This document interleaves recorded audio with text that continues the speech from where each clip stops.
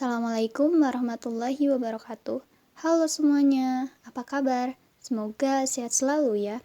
Di video ini, kami dari kelompok 7 program studi administrasi bisnis A semester 1 akan mempresentasikan materi tentang goals and plans, yang dimana video ini diajukan untuk memenuhi tugas ujian tengah semester mata kuliah prinsip-prinsip manajemen dengan dosen pengampu, yaitu Ibu Mariati Tirtawiyata. Berikut ini adalah anggota kelompok kami.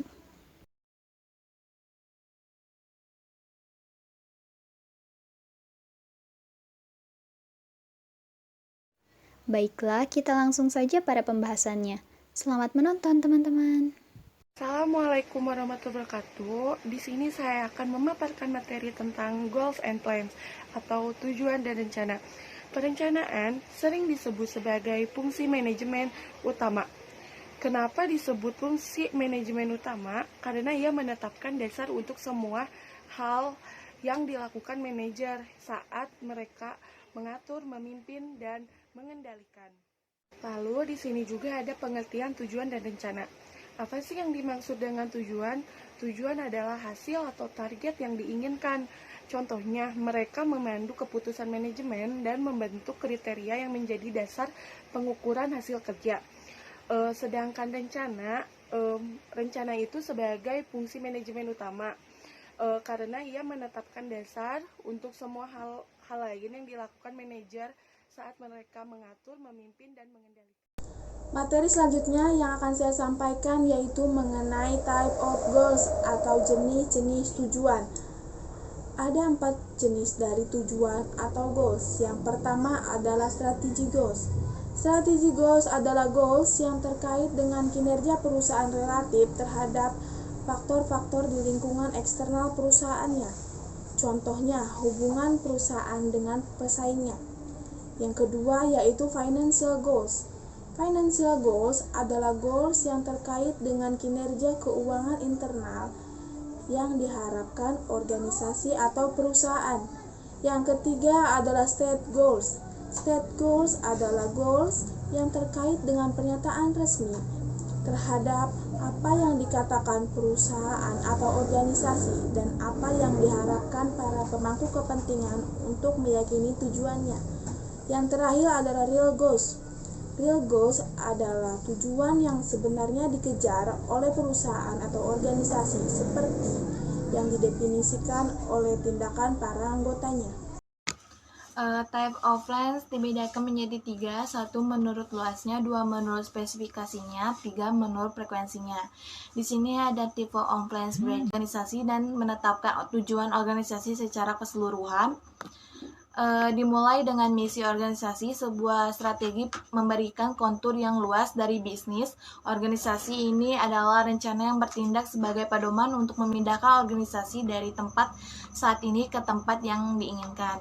Rencana komprehensif untuk membuat keputusan yang menentukan arah dan ruang lingkup organisasi adalah jangka panjang untuk mencapai tujuan organisasi. Rencana strategis melihat ke depan selama 2, 3, bahkan lebih tahun ke depan. Selanjutnya ada operational plans, rencana yang mencakup area operasional tertentu dari organisasi. Mereka dibuat untuk mendukung pelaksanaan rencana, statis, dan pencapaian tujuan operasional. Mereka dengan jelas menentukan hal-hal yang perlu dilakukan dalam jangka pendek untuk mencapai tujuan operasional.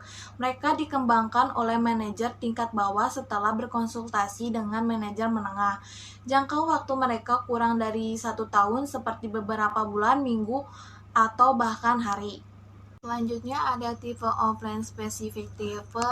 Yang pertama ada specific plans, rencana yang didefinisikan dengan jelas dan tidak memberikan ruang untuk interpretasi. Rencana tersebut memerlukan tujuan yang dinyatakan secara spesifik dan tidak mengandung ambiguitas.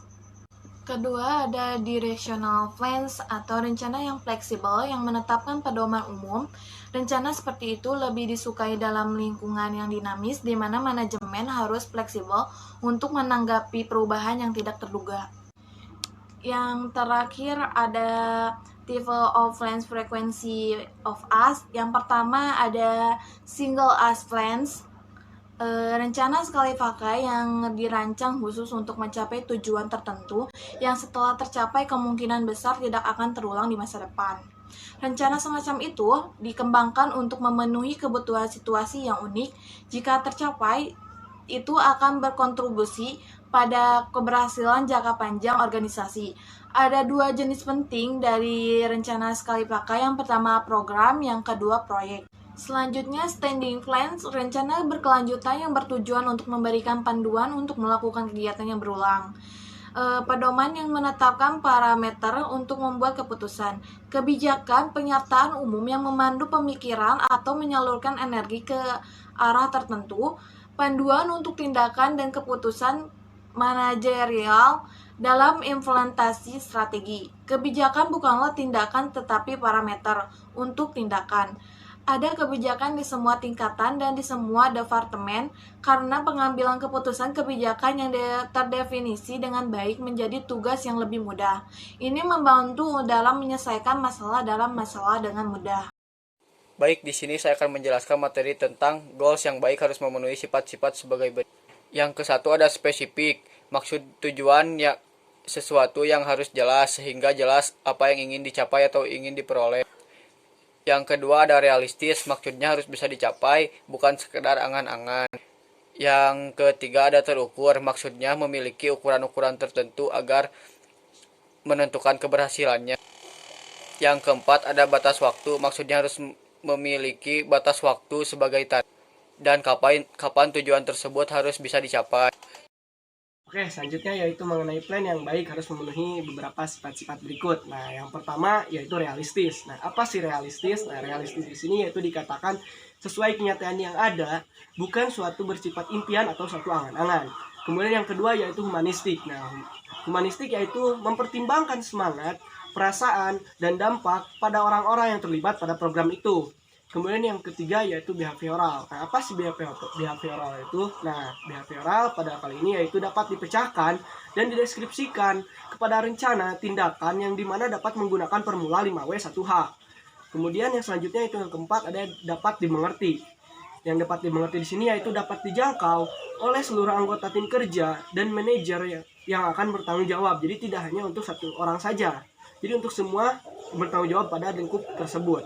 Kemudian ada measurable. Nah, di sini measurable apa sih? Nah, gitu kan. Nah, measurable yaitu dapat diukur dengan menggunakan pengukuran yang tepat guna menerapkan evaluasi, perbaikan ulang, kemudian dan tindakan di waktu yang akan mendatangnya nanti. Kemudian ada lagi yang terakhir yaitu achievable. Nah, di sini yaitu mampu mencapai target yang ditetapkan. Penetapannya target harus bersifat realistik namun menantang. Nah, selanjutnya yaitu ada beberapa kata yang bisa sebagai motivasi kita dalam rangka goals and plan ini. Yang pertama yaitu ada sebuah kata dari hadis riwayat Ibnu Mubarak. Jika Anda ingin mengerjakan sesuatu pekerjaan, maka menghasilkanlah akibatnya. Maka jika pekerjaan itu baik, maka ambillah. Dan jika perbuatan itu jelek, maka tinggalkanlah. Nah, di sini dijelaskan kenapa sih diambil kata-kata ini gitu kan. Nah, pada kata-kata ini dijelaskan bila suatu hal apa yang kita rencanakan dengan baik maka akan menghasilkan yang baik. Seperti goal dan plan kita, bila kita baik maka akan menghasilkan baik.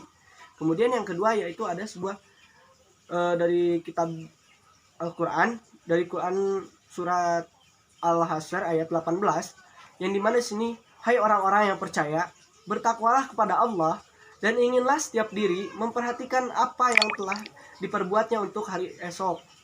Nah, untuk hari esok di sini itu untuk hari akhir, dan bertakwalah kepada Allah. Sesungguhnya Allah Maha mengetahui apa yang kamu kerjakan.